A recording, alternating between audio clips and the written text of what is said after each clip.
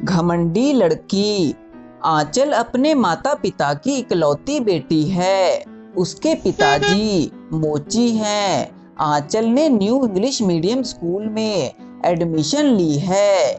आज उसके स्कूल का पहला दिन है। आंचल को थोड़ी घबराहट भी हो रही है कि पता नहीं उसका नया स्कूल कैसा होगा। तब वह तैयार होकर स्कूल चली जाती है। तब वहाँ आंचल की क्लास टीचर भी आ जाती है। हेलो बच्चों, मेरा नाम सविता है। मैं आपकी क्लास टीचर हूँ। आप सभी बारी बारी से मुझे अपना इंट्रोडक्शन दीजिए। टीचर जी, मेरा नाम चिंटू है और मैं बड़ा होकर शाहरुख खान जैसा एक्टर बनना चाहता हूँ।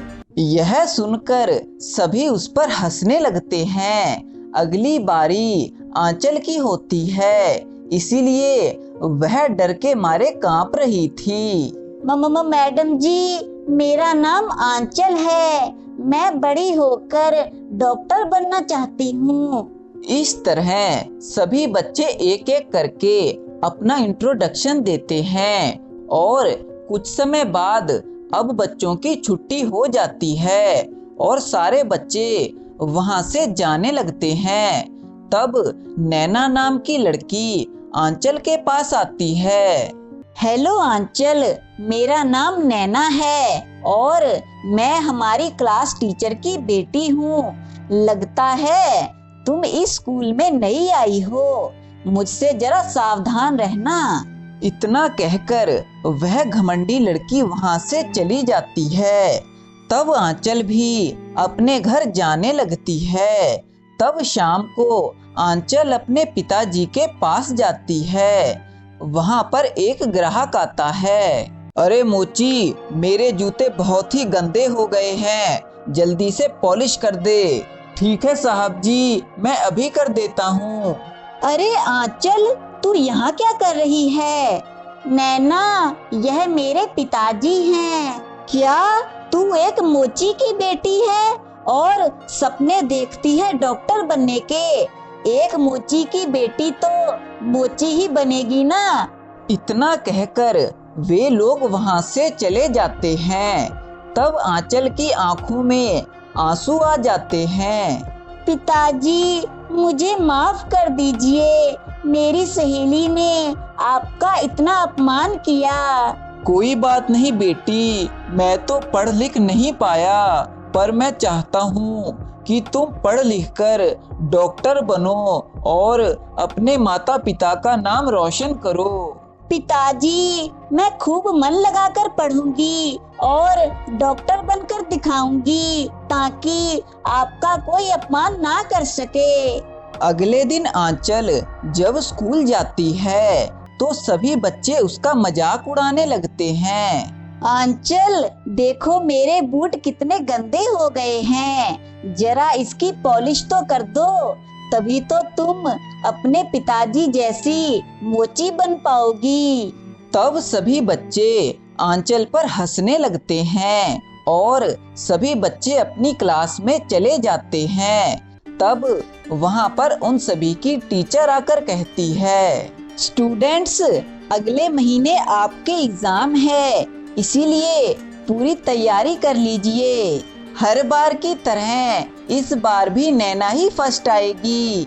नहीं, इस बार मैं फर्स्ट आकर दिखाऊंगी। ओ अच्छा, मेरी मम्मी क्लास की टीचर है, इसीलिए इस बार भी मैं ही फर्स्ट आऊंगी। ऐसे ही कई दिन बीत जाते हैं। आंचल दिन रात एक लगाकर पढ़ाई करती है। आंचल पूरी लगन से अपना एग्जाम देती है। अब एग्जाम के रिजल्ट का दिन आ जाता है। आंचल के दिमाग में बस यही बात घूम रही थी कि वह फर्स्ट आई है या नहीं। जब आंचल रिजल्ट देखती है तो वह हैरान ही हो जाती है, क्योंकि फर्स्ट तो क्या, वह मुश्किल से पास ही होती है और हमेशा की तरह नैना ही क्लास में फर्स्ट आती है। तब आंचल प्रिंसिपल मैडम के पास जाती है। मैडम जी, मैंने सारा पेपर सही किया था, फिर भी मेरे इतने कम मार्क्स आए हैं। मेरे साथ अन्याय हुआ है मैडम जी, मेरी मदद कीजिए। क्यों मैडम, क्या आंचल सच बोल रही है? आपकी बेटी हर साल फर्स्ट कैसे आ जाती है? नहीं मैडम जी, यह लड़की झूठ बोल रही है।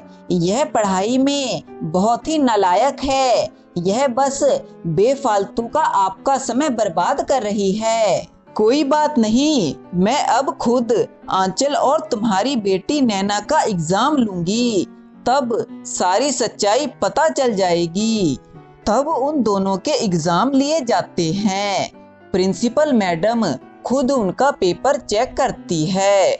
आंचल के 100 में से 95 नंबर आते हैं। वहीं दूसरी ओर नैना के सिर्फ 100 में से 20 ही नंबर आते हैं और वह फेल हो जाती है। मुझे माफ कर दीजिए प्रिंसिपल मैडम, मैंने जानबूझकर आंचल को कम मार्क्स दिए ताकि मेरी बेटी फर्स्ट आ सके, और मैं हर बार उसे ज्यादा मार्क्स देती थी क्योंकि मेरी बेटी बहुत ही नालायक है।